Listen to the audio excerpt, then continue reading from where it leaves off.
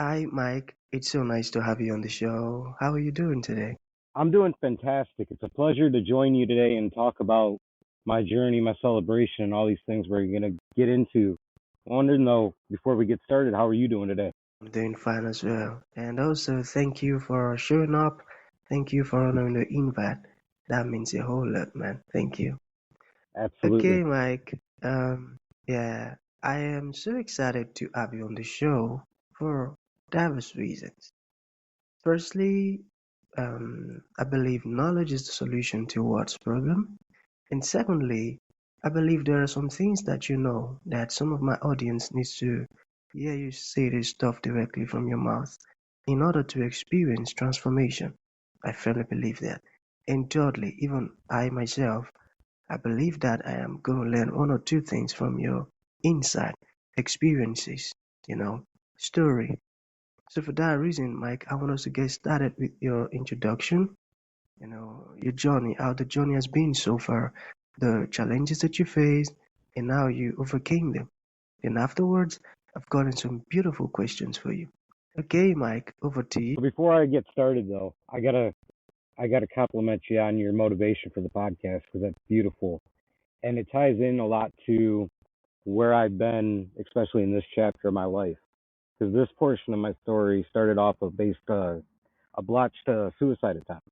I woke up the next morning and I stumbled onto the beginning of my quest for knowledge by uncovering the meditations by Marcus Aurelius. And for me, the reason that I ended up there was depression and anxiety. I fought those things harder than anything in the world that I've ever fought. And I learned, especially that morning, that it was only me that was going to end up with the bruises or the scars from that battle. Nothing else, because depression's still something that I talk to and interact with a lot, but through the power of getting out in the wilderness and discovering meditation and putting those two things together, I've learned enough lessons in my life and through that course of the journey to make friends with that depression, with that anxiety, and all the other feelings that go with it. Got that. That's a beautiful one. To make friends with the anxiety, you know, and now you have actually conquered it. And okay, that is going to lead us to the questions. Are you ready, Mike? I'm ready for whatever you got. I'm an open book and I'm excited to share. Okay, beautiful. So let us begin first with this. What initially inspired you to turn to nature for healing? Can you talk to us about that? Yeah, so as a young boy, I used to chase my grandfather along on all of his outdoor adventures, hunting, fishing, camping, whatever he was doing, I was right there. And that put the initial spark and seed into my heart. Now, granted, a couple years down the line in my life, he had a massive stroke and was no longer able to do those things. So I turned away from it. But then toward the end of his life, in order to connect with him again, I re-embraced and started doing these things on my own. And the way that it ties into the journey as far as healing and discovery goes is after that suicide attempt, I got into talk therapy. And my therapist one day started talking about meditation. And I thought, man, that's not me. That's crazy. I'm not shaving my head. I'm not turning on one of those 1998 chant CDs. And I got up and I went back outside, picked up my crossbow after the session, and I started shooting. And I'm like, man, this is meditation. I'm slowing my thoughts down. I'm focusing on my breathing, and ultimately, I'm hitting the bullseye. So it's got to tell me something. But there's a catch because with that social anxiety and those stories, I was like, I can't do this stuff at home. People are going to make fun of me. Let me go out in the wilderness where I know it's safe because there's no stories. And I started to, on my hikes and on my hunting trips, my fishing trips, really develop this mindful, meditative practice that got furthered along by another thing that my grandfather introduced me to when I was young, and that's Native American culture. Now, granted, he probably didn't have the same context that I've developed off of it, but it was another one of those building blocks. And one thing that I've discovered is each one of those little steps and things that latch onto our heart, those are the things that we can turn to when we're having those moments of darkness, or as I call life's terrible medicine. Beautiful, beautiful. Got that. Okay, so we still have some questions. Now, how did you decide on taking a solo backpacking trip? Can you talk to us about that? I've always had a sense for adventure. I've always had this intrigue in me that there's got to be something in this world that's beautiful to see. And the reason I put a backpack on and I walk to these places is because it's about that journey to get to these beautiful places. It's not about the destination itself. You feel a much more sense of reward, pride, and accomplishment. But most importantly, by doing that, it gave me the opportunity to experience the feeling of mastery because I mastered the journey to get to, say, a waterfall or a beautiful mountaintop, whatever it may be. And I think that was actually one of the most important aspects when I got up to the top of that peak after that first climb. So, can you describe the moment you felt your anxiety and heartache start to lift? You know what? I'll give you a great hunting story out of this one that I love to share because a few years back, and it happened on November 15th. I remember that date specifically because that is the peak of the deer breeding season.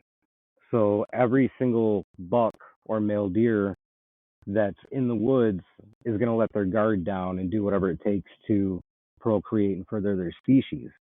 Now, this specific November 15th, it was brutally cold.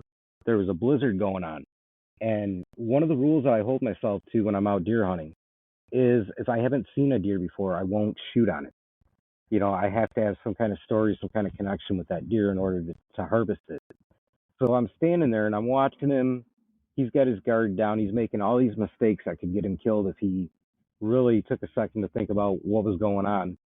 But the more I thought about it, and I'm like, I call myself a hunter. I'm not killing this thing. It's miserable out here. What am I doing? That anxiety that's been in my heart started to kind of speak to me a little bit. And I thought about it and put myself in the context of Longhorn as I named him.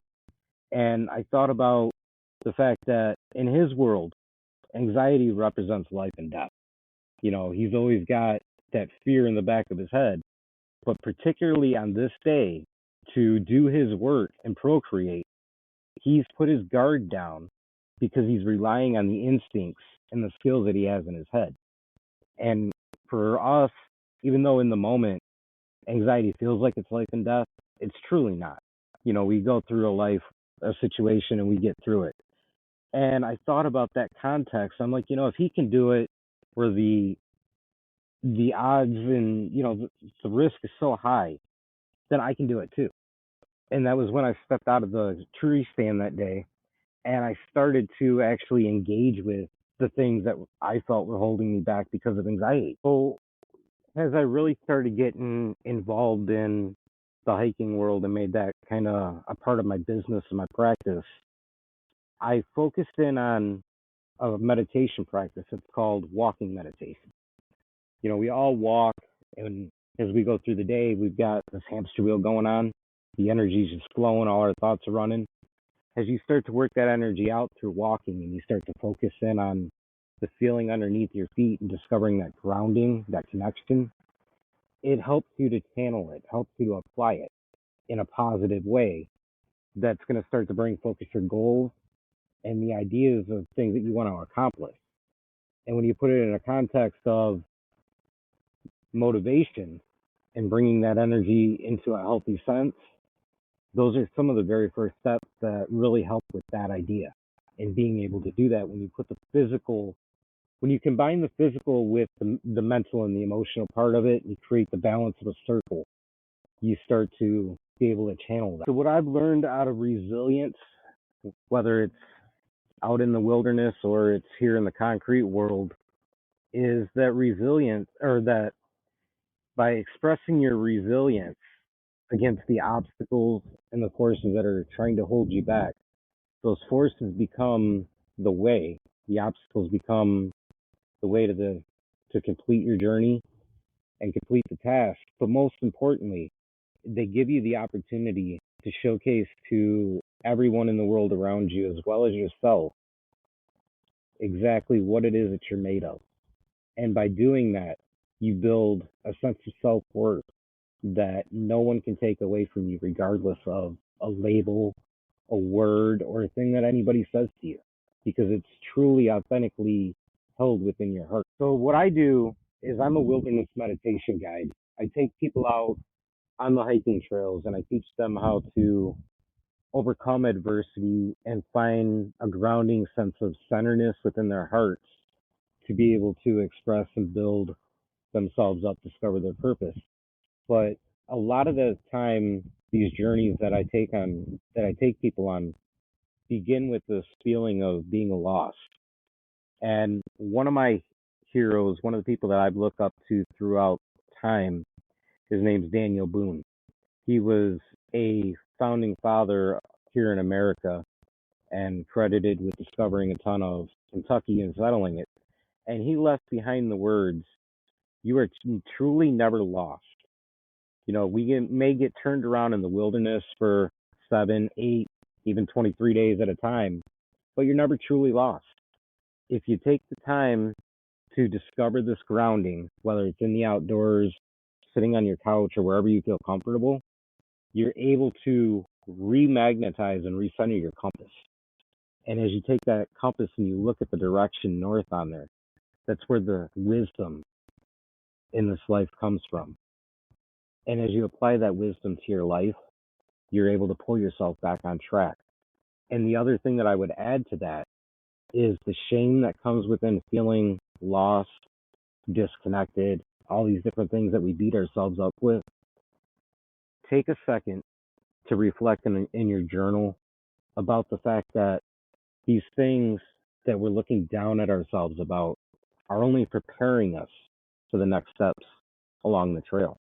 Everything's meant for a reason. And then as far as being absolutely, but then as far as connecting with me, if you come over to my base camp, which is my website, projectmindtheoutdoors.co, you can sign up for a free meditation call and we can get the ball rolling, see how we can ground you and remagnetize that compass.